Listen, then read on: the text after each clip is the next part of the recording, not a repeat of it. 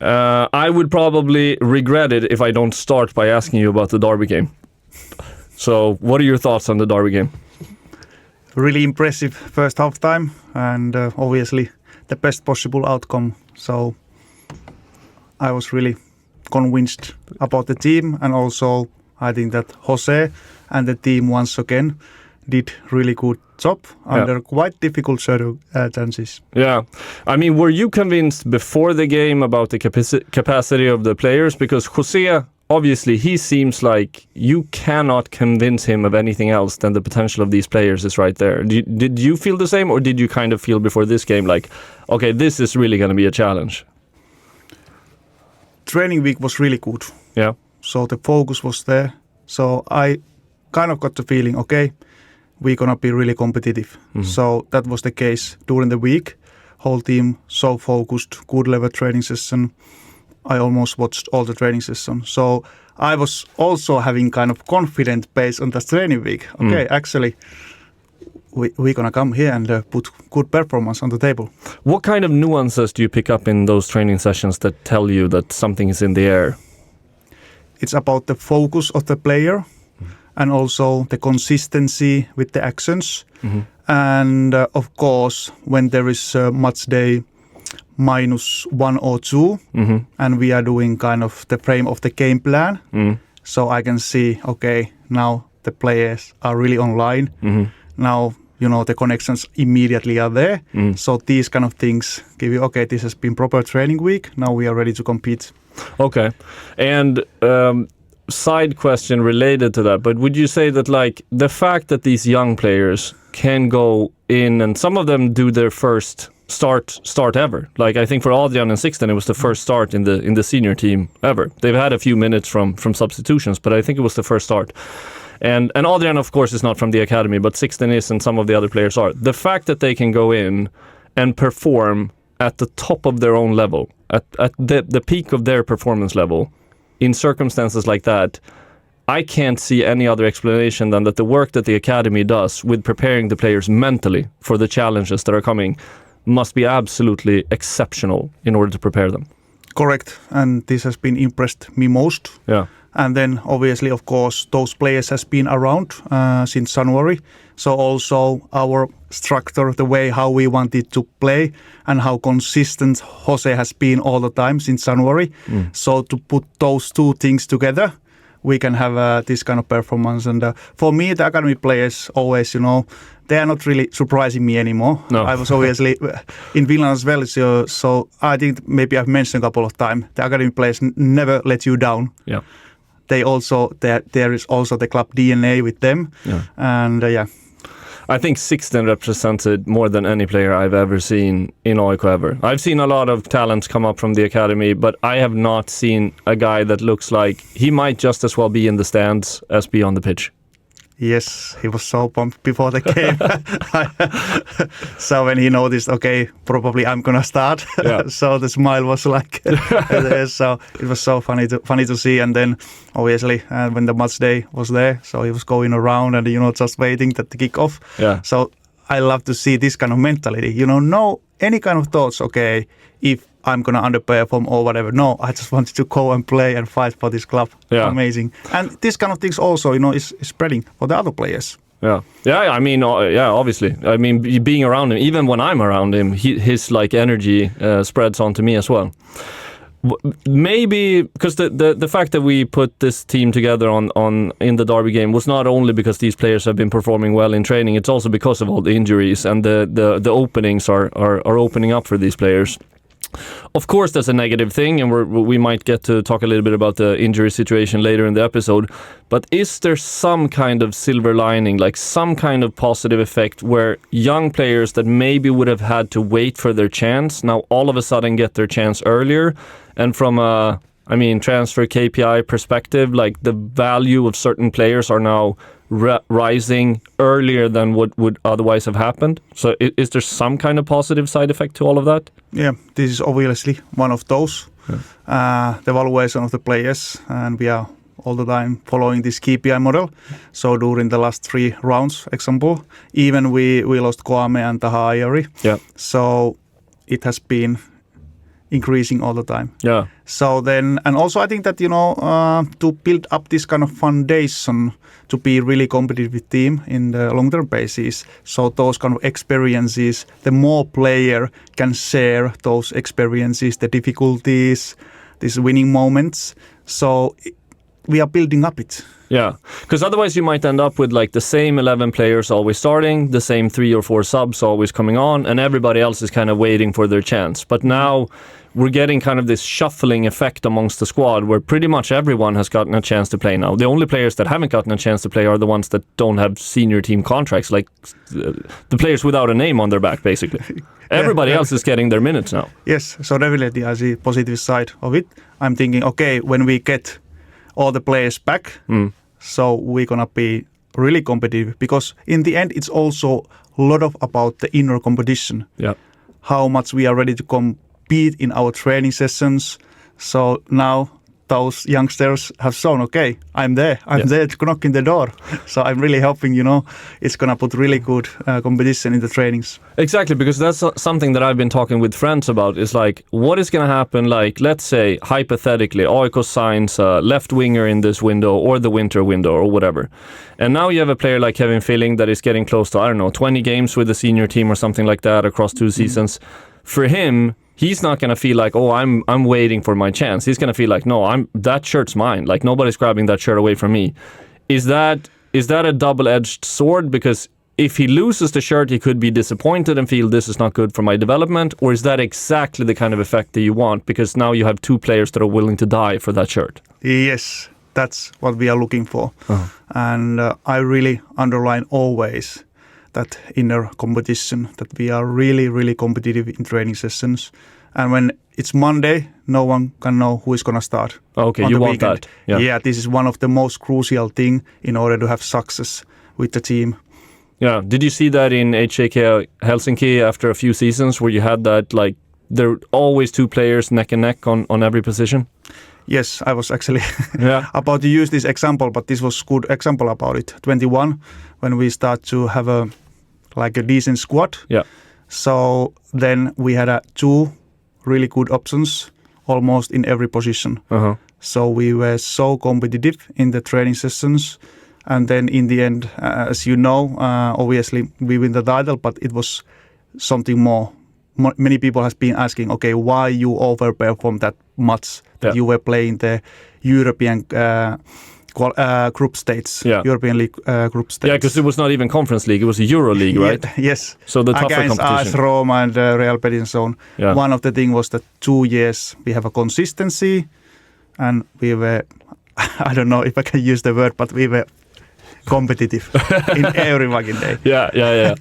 You can use whatever word you want in this podcast. But I have a couple of questions on that, because I think it's interesting. We haven't really drilled down too much into your period in HJK Helsinki, which was actually extremely successful. Like, taking a Finnish team to the European to Euro League essentially is kind of crazy. It's kind of wild to get there. My first question is, how many transfer windows did you need before you felt that, like, now I have the squad that I want? You've said 3 windows before is what it normally takes, but how many did it actually take in Helsinki until you felt like this is it? It was 3 windows, so we were ready to go to Conference League group states and win the title. So and only 3 windows, that was it? Yes, but the starting situation was totally different, because when I went there, only 15 players and a lot of room in the player budget. So obviously, to rebuild, we start immediately. When I arrived to AIK, so we had 35, 36 players and over the player budget. Yeah. So, but it was 3 windows, and then the 4th window, it started to be, okay, now the team is really well balanced. We have a competition and so on, and we can go easily. So you were almost moving into an empty apartment and you could start picking out all the furniture, but you had the budget already in place. Yes, in HJK Helsinki it was the situation, and also when I arrived at Ilves, it was a bit similar. I think that there was 16 players on the squad, because in Finland overall the contracts are much shorter than in Sweden. So, it was quite easy to do this kind of rebuilding phase without doing any huge player sales or offloading the players. So basically, that was the setup. Which is like pretty much the only positive effect of having short contracts, right? Is when somebody else takes over, they can just wait until a few of the player contracts expire, let them go, and now they have the salary budget available. But otherwise, longer contracts is what builds market value. Yes.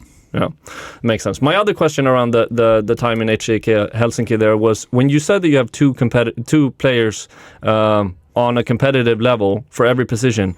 Did you normally have certain positions where you always wanted to have two young players, so whoever would take the shirt would be a young player, whereas other positions it could be a young player, like the right wing back could be a young player chasing an older player? Yes, it has been generally wingers been always young. Yeah, and then recently also I've been trying to find offensive midfield and the striker as a young age frame. Yeah, because obviously I've been following the player sales, and there is a lot of market value with those players, and then obviously more experienced players as a goalkeeper position or center back, and so on. Because we're kind of in that position now in Noiko. Of course, I think we're still waiting for maybe one or two signings to come in, but after Selina left, essentially, there are only young players available for the top three attacking positions. Like whoever plays, whether it's Kevin Filling or Axel Kouame or Ta or Linus Karlstrand or whoever it is, there's always going to be a young player. So the squad is almost getting that shape where the top triangle is going to be young no matter what. You're forcing the hand of the coach. Exactly. And then now we signed Nana Kofi Dongor as well. For the next season. He's born 2007, so basically repeating the same formula. Yeah, I mean Jeremy already talked a little bit about him, but feel free to give your perspective. What do you like about the player? How big is his potential? What do you think? First of all, I think that it's a good example about really data-based scouting process, because we found a player through the Transfer Lab. The data in terms of dribbles and ratings is crazy. Yeah. So that was the first part, and then we started to watch obviously the players, and we found okay, he's not just the dribbles. He can also do the combination. Actually the head is up all the time. He can see the teammates. He can do different kind of actions, and basically playing Conference League qualification match. After that, we were really convinced, okay, let's try to sign this player. Even it's a bit sad that he's not able to play for this season, but we found it out, okay, this is really interesting profile to come here with our environment. Jose and the team is start to develop him, and really curious to see how much he can take steps. Yeah, because the biggest question mark with a player from the Georgian league, right, is how is he going to adapt to the next level? So it sounds like you're saying that the graduation test for him is like playing the European qualification games against better opponents. If you can do it there, you can do it in Allsvenskan, basically. Yes, I think that the context is always really, really important, and when you are playing those games, the context is different than playing home, in certain leagues. So I think that it gives you more comfortability. Okay, this is the player; he can handle different kind of environments, different kind of context, and he can do the same things on the pitch. So let's.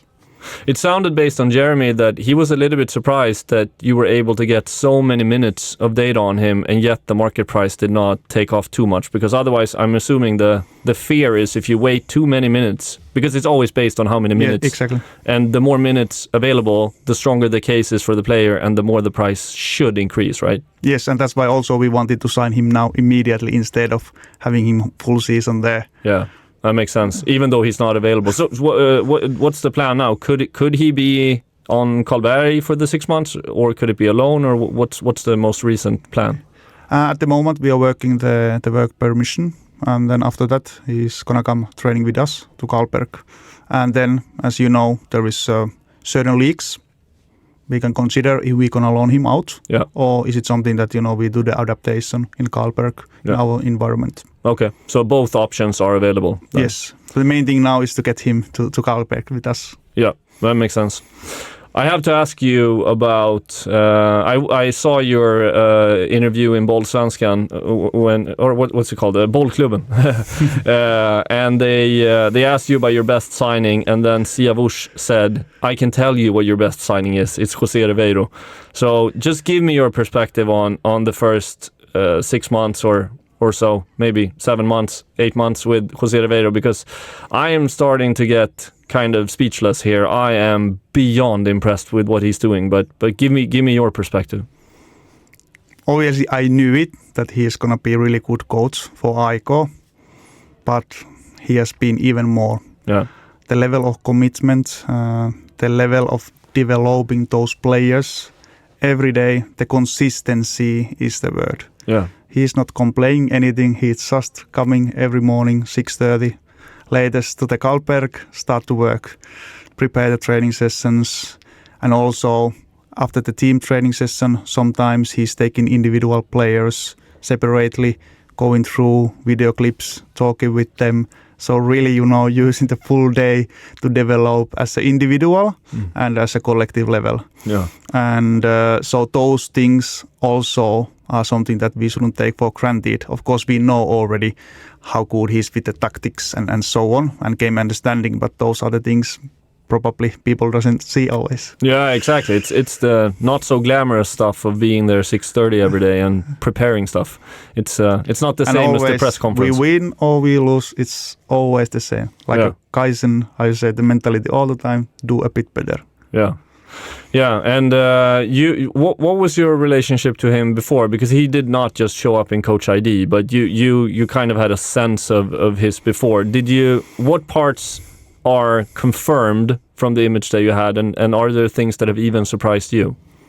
Yes, we were same time in HJK Helsinki. I was working for the academy, and he was working with the first team, and even he was assistant coach. He was mostly take all the training sessions a bit. So I was curious academy coach, always watching his training sessions. And then, I was really fascinated. Obviously, I've been club that time, maybe 12 years. Really didn't see, this kind of before. So then, I was I asked, okay, can we have a lunch together? Can we have a meeting together? So he was explaining about his football. At that point, I didn't know that someday we're gonna work together in AIK. Yeah. But I was curious and I wanted to understand. So basically, that was the first connection with him. And later on, then when this opportunity came for me, it was so obvious. Let's try to get José here, and everybody was online, and happily we got him here. Yeah. Did you get a sense already back then that this is going to be a special coach one day? Yes, there was many cases. As mentioned, how he was leading the training session was really impressive. So clear for me all the time. Okay, this is what they are aiming, and then when the match came, the red line was always there. So I was thinking, okay, there is really interesting way of working. That as an academy coach, I come there. I haven't been the team, meetings or whatever, but I can easily see, okay, this is the aim for today, and really consistent with that. Yeah. And then there was a couple of players, not that easy to handle. Okay. But big X factor. Okay. So he managed to work with those two players. Maybe I can mention the other one. It was Alfredo Morelos. Yeah. Who was sold later on to Glasgow Rangers. Yeah. So he was kind of character. And when José came, fantastic player though, striker, right? Yeah, when José came and he take individual talk with the players and helping him, he exploded. And he was, so those things what I already see in there. So basically, I think that José has been repeating the same things, but of course now with more experience, more understanding, based on those experiences with Pirates and with the Egypt team. Yeah, because one could argue that Axel Kouame is kind of an interesting case, right? Where you have a player obviously with, well, certainly X factor, but his first time in AIK was not looking very promising. He did not look like he had the intensity. He did not look like maybe he had even the mentality. He was kind of this like relaxed, laid back kind of player with, well, it was pretty much only X factor, it felt like, for a while. But is that kind of a player that José likes to look at and be like, oh, this is an ingredient that I can work with in the total recipe. I'm not giving up on this guy. Yes, exactly. And as mentioned, Axel has been one of those players that we have been working also all the time in Karlberg, not just the team training session, but after that as well. And now, recently, he really started to fulfill those expectations. And unfortunately, he now got the injury. But I think that he's really going to right direction and showing kind of vision in the bits. Yeah. Well, there have been rumors about him as of late in media, and normally you don't want to comment on transfer rumors, so I'm not gonna try to squeeze it out of you. But I am curious on a more conceptual level when we're talking about a player like Axel Kouame, which is in Finland, he was kind of a central player that was right behind the line of attack, right? And he was kind of the final pass kind of player, the creative player that was operating in that space. And the Finnish league, when I looked at the video highlights of him, it was clear that it was slightly lower tempo and he was getting a little bit more time all the time, and he could utilize that. And then when he came to AIK, I was hoping that he was going to be one of 3 central midfielders, and he kind of got a few chances of doing that, but he did not really seem to have, this is my perspective, and you can interrupt me if you disagree, but to me it felt like he did kind of lack the intensity for maybe one of those roles, but then it seemed to me like José wanted to put him farther up in the pitch, maybe slightly out to the side, in spaces where the intensity is less important, but the X factor is more important. So my question here is it worth always to keep the player you have and work with him, or is it sometimes better to realize, okay, he did not fit in the intentional position or the original position we had in mind for him, so should it maybe make more sense to sell him, buy a new player that is the perfect fit for this other position? Do you see what I'm saying? You could either try to convert one guy to something else, or you just sell him and buy the player that is already perfect fit for that role. Yes, I totally understand. This is all the time the discussion what we are going through together. Okay, first of all, which players are that versatile that we can a bit try for the different position with them. And Axel is one of those. He's both-footed. He's one of the fastest for the team, one of the strongest as well. So the physical profile is really interesting.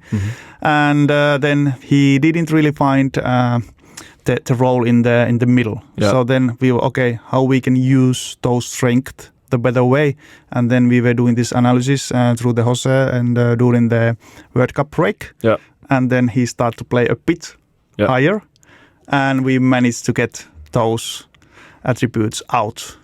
And with some other players, it's something that I think, okay, there is not this kind of versatility, is this position or nothing. And then there is a certain amount of time we try to do everything to help the player to start to perform. And if it happens, obviously, then we're going to have a good case. But if not, so then I think that we must take the decision, okay, let's try to find the best possible transfer. And replace him with a player who can give more.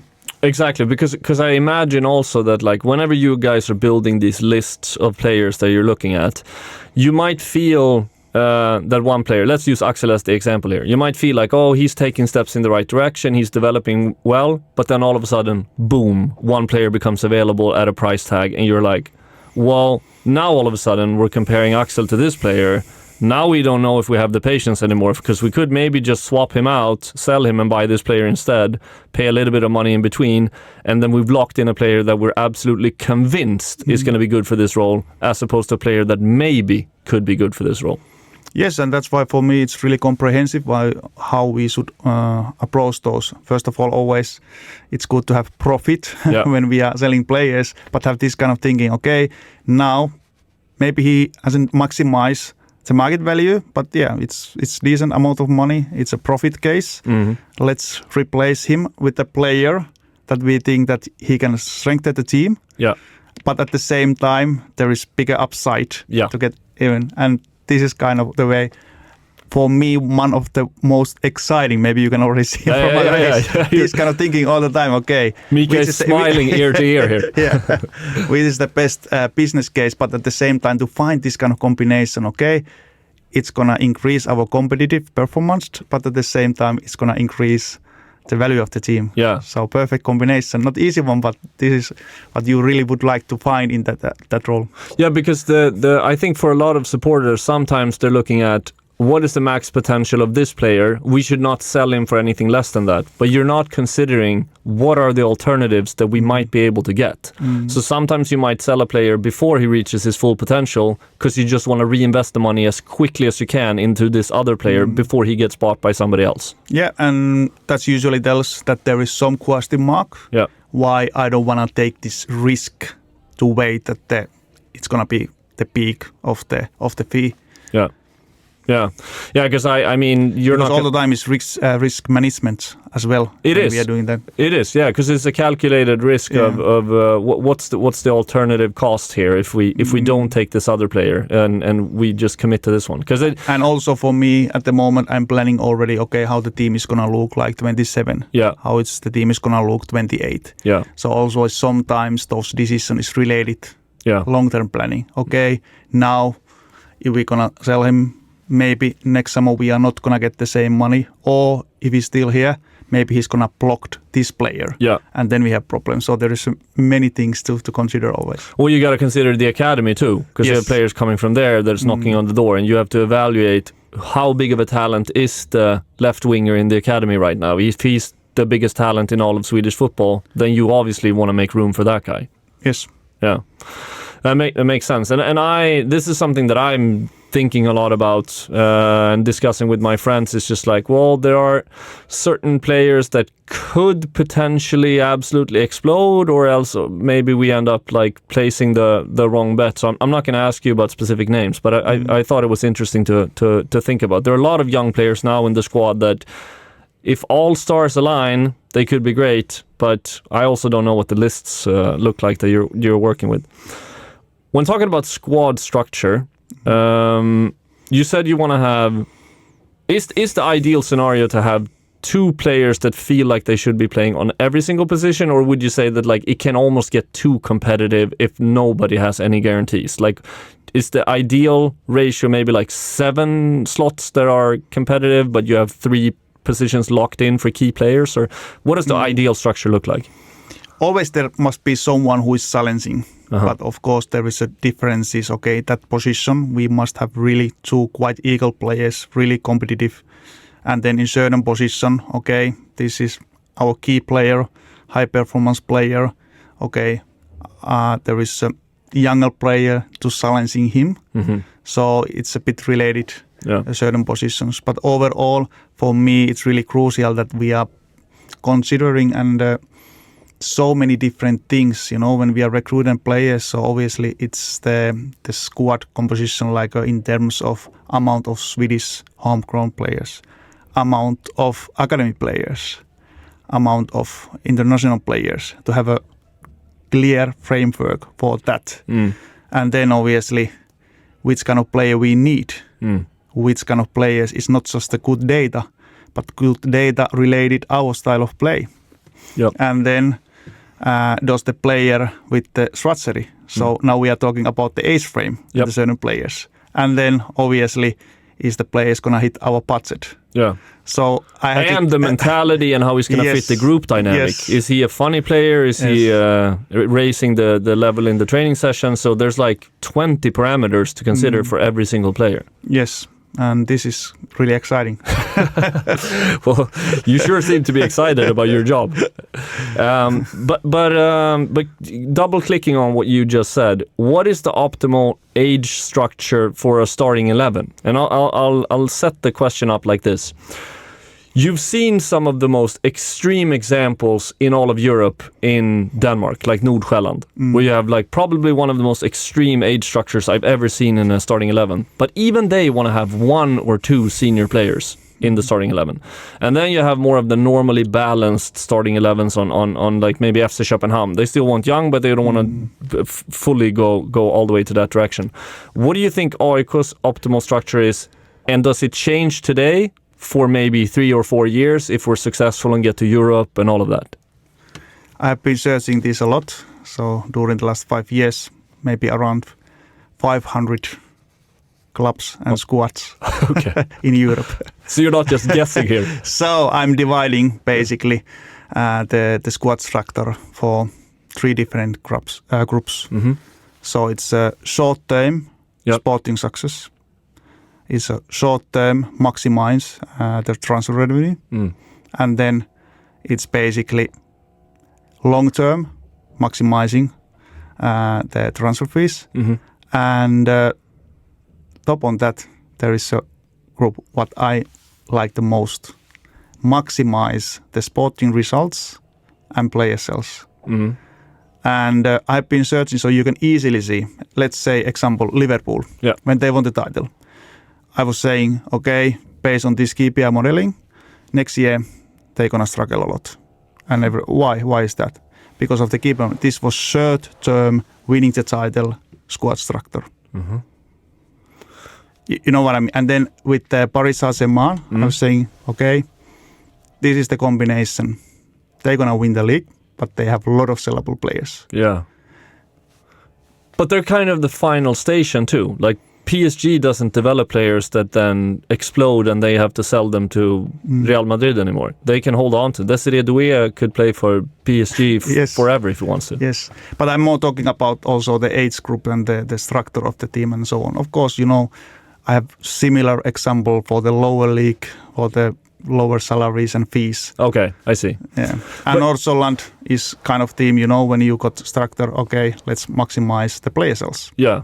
Midtjylland is something between. So Midtjylland is kind of the hybrid between maximizing and still going for results. Yeah, because it's fascinating. What happened in PSG, I think, is that the sporting director from Lille, I believe, came in and took over, and he was kind of known for maximizing transfer value, and it was kind of he was known to be good, but when I heard it, it was like, is that kind of a sporting director going to be in Paris Saint-Germain? That is like, that's the end station. The guy is good at developing talent, but he doesn't need to anymore. He's just going to buy the best players in the world. And then he came in and did the opposite. He was like, no, I'm not going to buy the finished players. I'm not going to buy all of the Messi and Luis Suarez or those kind of players. Like, I'm going to find Desiree Doué, Barcola, Sarah Emery. Maybe some of them were academy players. But I don't it's a know. good example. It was also something that the head coach and sport director is working really close together, because also the head coach Enrique was saying, I don't want to have any players over 26. So basically, they were really working together. Wow. Okay, so you looked into the optimal structure of the teams. What kind of category would you put Bodø Glimt in? It's quite a unique club. So I think that for them, it's maximizing the sport results when you see the structure of the team. But usually, it's not that likable that you can have this much consistency. So I think that what is a bit against the odd with them is that they are not doing that much player sales. They have really strong consistency, and the squad structure is not that clear, but it's more maximize the sport result instead of having player sales. But they have also those sellable players, but actually they are not selling them. No. Or if they are selling them, they are coming back soon. Yeah. But yeah, you're basically saying they put all the eggs in one basket of like, if we go to Europe... High performance players, I mentioned this group. Yeah. A lot of those, and a couple of young person, and then experience. Yeah. And what is AIK's journey going to look like? Do we have to shift the kind of bucket that we sit in to be first short-term transfer value and then later become something else as we develop? Or since we started here in January, it's all the time has been a long-term decision, you know. Of course, there might be some one or two in terms of, you know, if there is injuries. But all the times the squad building is to have combination. We can be really competitive, so we can have sport results, and then we can do the player sales. And slightly we were emphasizing the player sales when we started, playing a bit younger squad, but all the decision now when we are recruiting players is long-term planning. Yeah.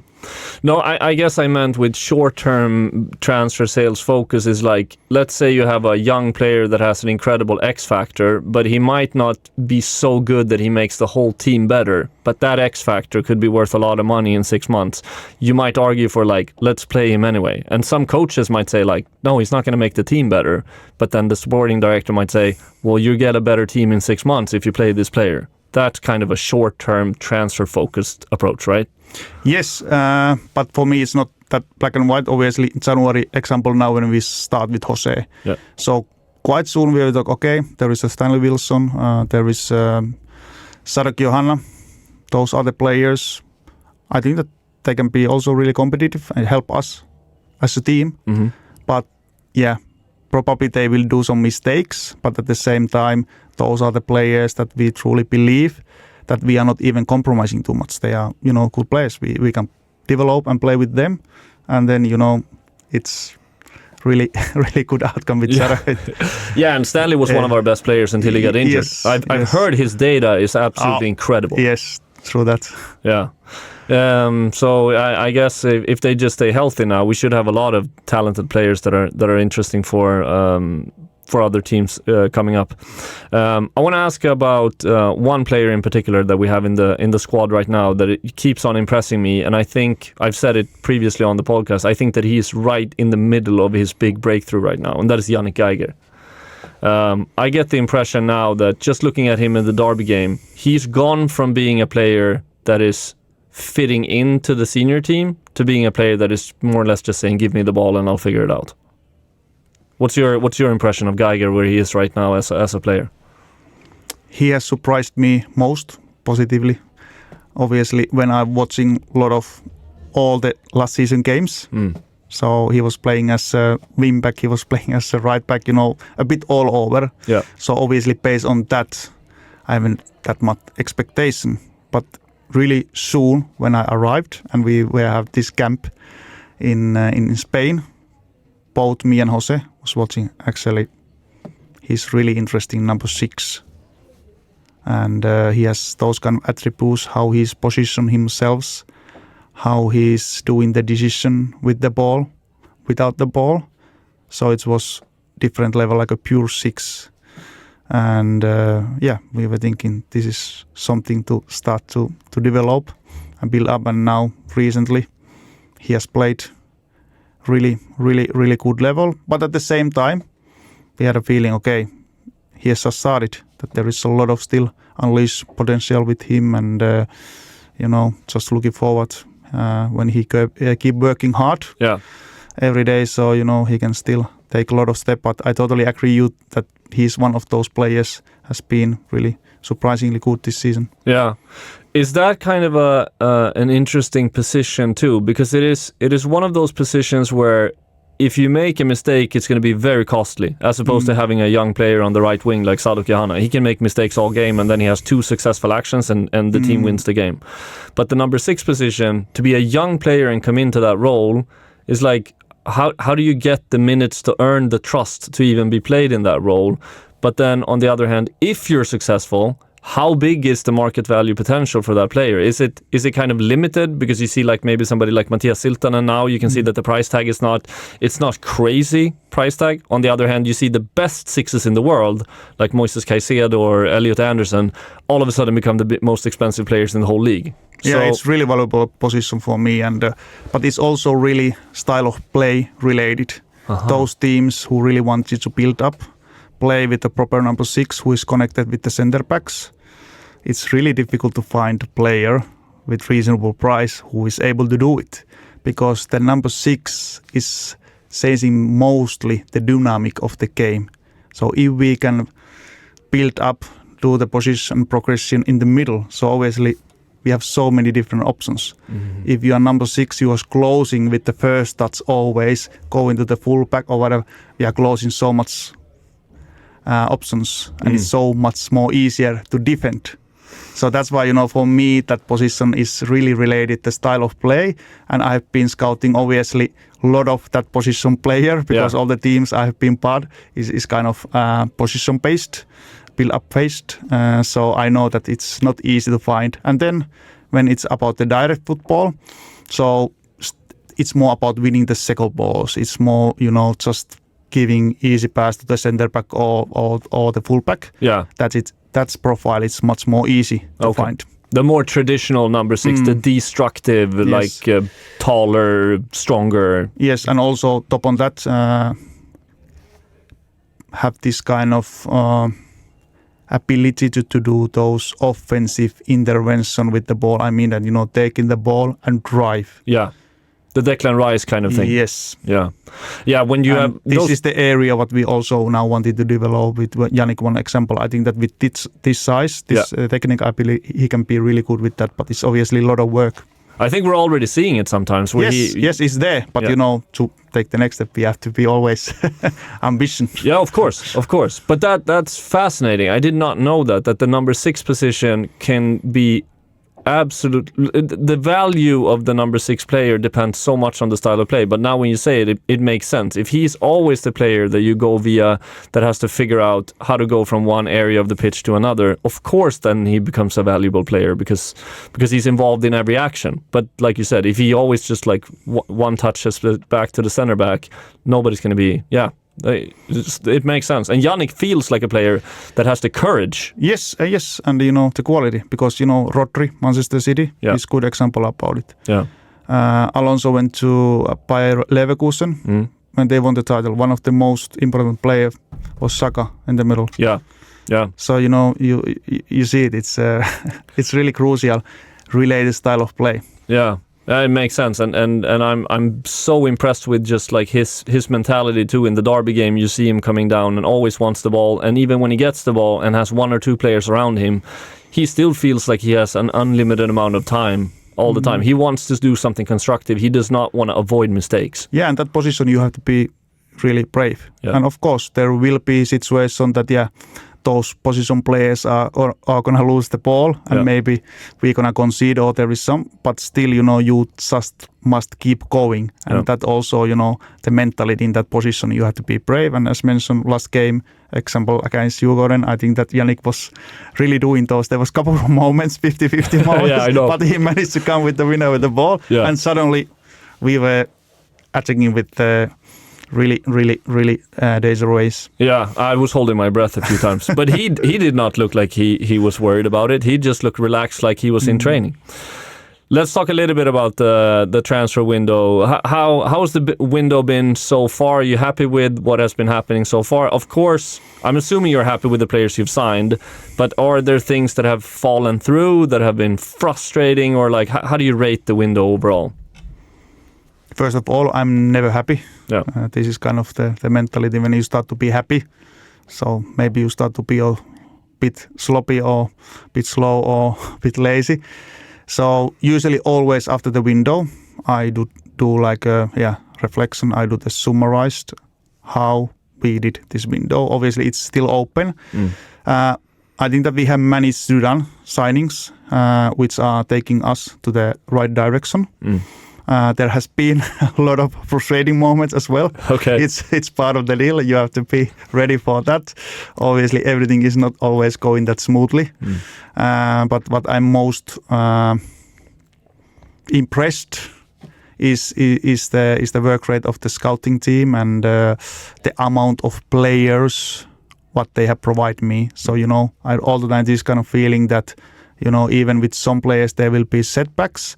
So next day, I have 3-4 new options to go through myself. And this kind of consistency, hard working, and all the time, let's turn out the stones.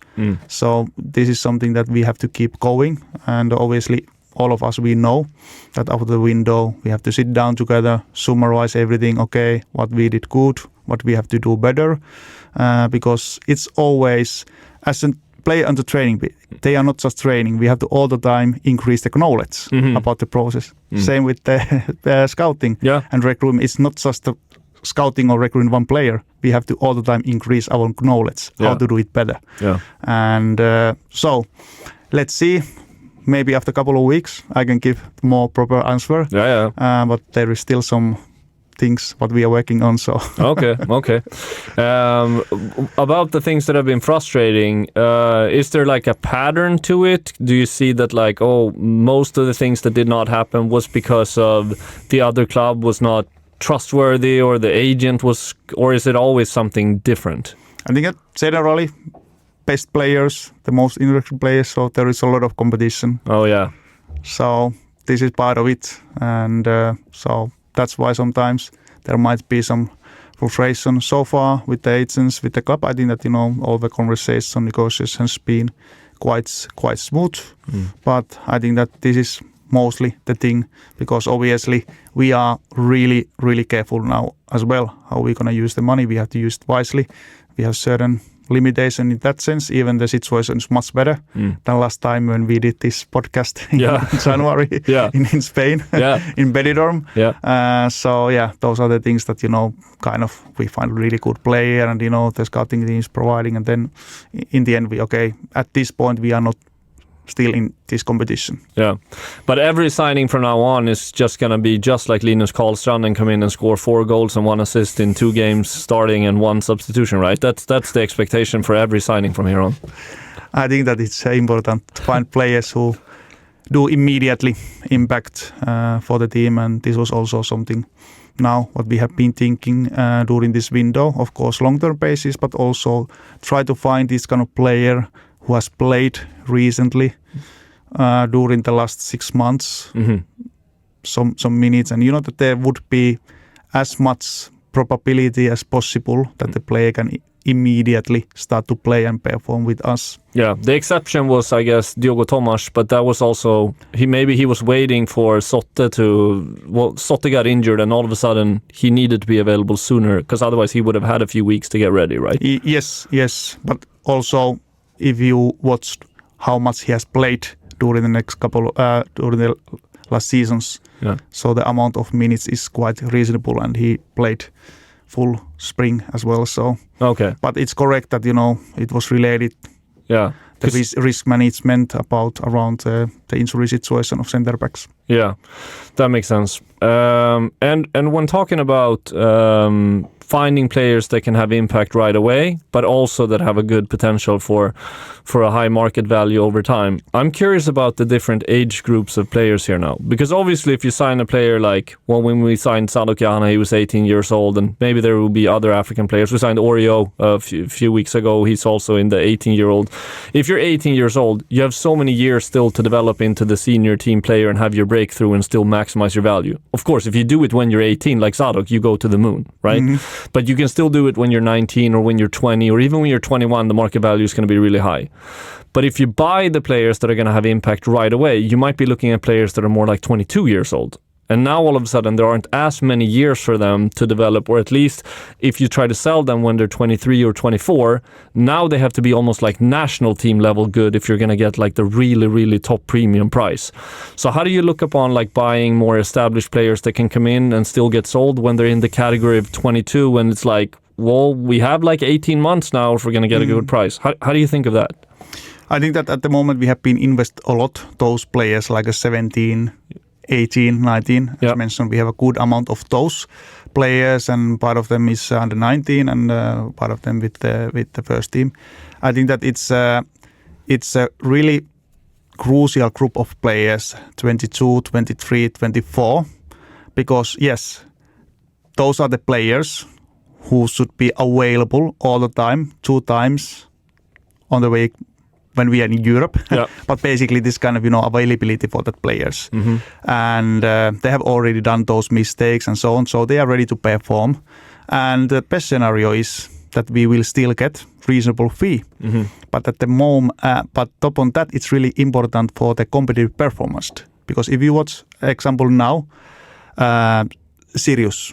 So if you watch the squad, was how many players there is in this age category. Yeah, the Robbie Orr and Bjerkebo and those players, right? Yes. Yeah. So it's a combination about that. So that's why it's not just that we shouldn't just think, we shouldn't sign that age group players because there is no that much market value to increased, because they are quite valuable for the competitive performance. And top on that, you can still get a reasonable fee. So I think that, the main thing for us, it's really to ensure the foundation from the academy and then related to Africa project, to have those assets there that we can really go to the moon. And then the next group of players, these are really good for our team, our style of play. We need these kind of players. We can trust that probably the availability of players a bit higher, and so on. And the expectation then is that they should be one of the best players in the league in their position. Yes. Yeah, because if you get like Robbie Orr to win the top goal scorer of the league, then he can be sold for 10 million euros. But he cannot be sold just because he has like an X factor or there's potential in him. Because if he's 18, a team might take him right away and say like, well, we'll develop him. But now they need to be that good. Yes, and now example after the international break, if we stick with this age group, so I think that's really good example. Taha Ayari, Axel Kouame, and then Eskiled. Yeah. They start to perform, they start to play. Suddenly, we were hitting all the targets in our KPI modeling in terms of competitive performance. Yeah, that makes sense. And Taha was developing, especially him, was developing into one of the best players in the league in his position. So yes, and for me also Axel and Eskil. Yeah, that's true. That's true actually. All of them. I haven't seen Axel's data, but I would consider him to have fewer games that are at the same level that Taha. Taha was lining up quite a few of them, but yeah, maybe they're close anyway. But yeah, that's interesting. And the first part of the season, the contribution for these age group players was much lower. Yeah, that makes sense. Yeah, Selina was taking up one of the slots on the left wing as well, and so forth. Yeah, that makes sense. Okay, we're almost running out of time here, but I want to ask you a couple of questions that we got from our listeners as well. Pontus was asking, how do you think about the AIK identity that needs to be clear when you're judging whether you should buy a player or not? It's really crucial, and obviously I'm all the time learning. It's more and more, because for me the strategy is crucial, but the context and kind of DNA is the card. Yeah. You know, you really have to understand this. And during my first 7 months, I think that I have all the time more and more understanding with this unique club, with kind of character, with kind of personalities, with kind of mentality we need. So it's really playing big part. And I think that especially with AIK, it's even more crucial than some other club. I think it's also interesting to think about the fact that the identity needs to be multifaceted, because you have the mentality of playing in a derby game, which is a lot of pressure, but it's also a lot of excitement. But then you have the pressure of playing in an away game against Degerfors, where it's not as exciting, but the pressure from all the fans at home is just as strong. You need to perform at the same level in the Degerfors game as the derby game. Yeah, and that's why this is a perfect club to be. Ambition people, you know, because of the expectation. I think that we have to have this kind of persons around as a player, as a coach, as a head of recruitment, who are really, you know, wanted to have those expectations, wanted to, you know, really live this kind of environment where everything matters. So then you can get every day this 10% more. Yeah. How you work. And about this DNA, I must say that, you know, before I came here, I was a bit like, okay, what is the AIK DNA? Because I used to play with Matti Mutumpa. Yeah. And you know that, you know. He's one type of AIK DNA. And then in Finland, we have Esa Pekonen, who is so far away from Martin Mutumpa. But I was thinking, okay, it's actually quite fascinating that, you know, you have to have this kind of character, but, you know, Esa Pekonen, Perkele kind of. Yeah, exactly. We can have both Kenny Pavey and Martin Mutumba on the wings, and they're very different. But yeah, it's somebody that I think a couple of players that we can talk about maybe in terms of AIK identity that also I think represented in a different way is Linus Karlstrand and Diogo Tomas. Diogo Tomas looks like he just got out of prison. Like he looks like the kind of guy I would not want to play against. But Linus Karlstrand is kind of a different character. He's more, you know, kind of toned down voice, sounds like a more of a calmer kind of guy. But when they interviewed him before the Derby game, he was constantly talking about how he knows what it means for the fans, and that's why it means something for him as well.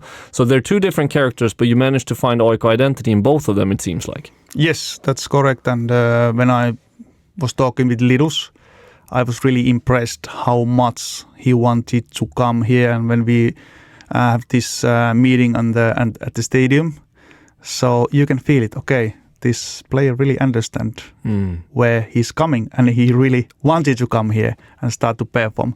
So there was kind of, you know, confidence inside there. Even not the most loudest guy, but, you know, you can see He understands where he's coming. He's confident to come here. Yeah. And then with Diego, obviously, the different kind of character is. You can already see that yes, he's ready to put literally his head in every ball. Yeah. And I know that for him it has been always like that when he has been searching team. So it has been really crucial for him that it feels like a right club for him. It was already in Finland, then he went to Norway, and now in Netherlands as well. So it's not surprise for me that he was part of that team. Yeah. You know what I mean? Yeah, Because, He so- looks like a guy that needs passion in order to like football. Yes. Yeah. So now even he had other options with the longer contract immediately. Oh. He wanted to come here because, I sent him this video via Aiko, and after that, when I can come. Oh wow, yeah, that's cool. Because that's how us fans wants to think about it. Yeah. We wanna believe that just send him the video footage and everybody wants to come here, and he's one of them. Yes, basically he had a longer contract already on the table, but he decided to come here, and he's thinking this is worth it. Yeah, and now he has to earn the longer contract with us, right? Because he's got the 6 months to prove himself. Yeah, exactly. This is the mentality he wanted to take that risk. Yeah, makes sense. Couple of more questions from the listeners. This is something that Jeremy talked about from Giso, the account. What kind of hit rate on recruitment do you consider to be reasonable? So how many of the recruitments you make, player acquisitions, should turn out to be good, and what kind of percentage is acceptable to fail? It's good one. It's good one. I think that 75% That's is a successful rate. That's way more than Jeremy said. He said that the best teams in the world get around 50%. So Yes. 75 is you're pushing yourself. Yeah, but this is the mentality, saying 50. I think that it's, it can end up sometimes, but at least we must aim to have 75%. So then I think that, because also we wanted to be best scouting in Scandinavia, one of the best in Europe. So let's put 75 then. Yeah. I actually heard an agent say at one point that he doesn't want to have 100% success rate because that means that he's not taking enough chances. And he needs to have the courage to take chances, which should mean that you fail sometimes. Exactly. That's really good point. And also for us, with certain players, we are thinking, okay, this is no-brainer. Let's do it. But also one of the exciting part of it is sometimes, I'm not saying gamble, but a bit take high risk because you can feel it, okay, there might be higher reward as well. Yeah. Okay, Miika, I think that's a great place to wrap. Thanks so much for coming, and you're welcome back anytime. Thank you.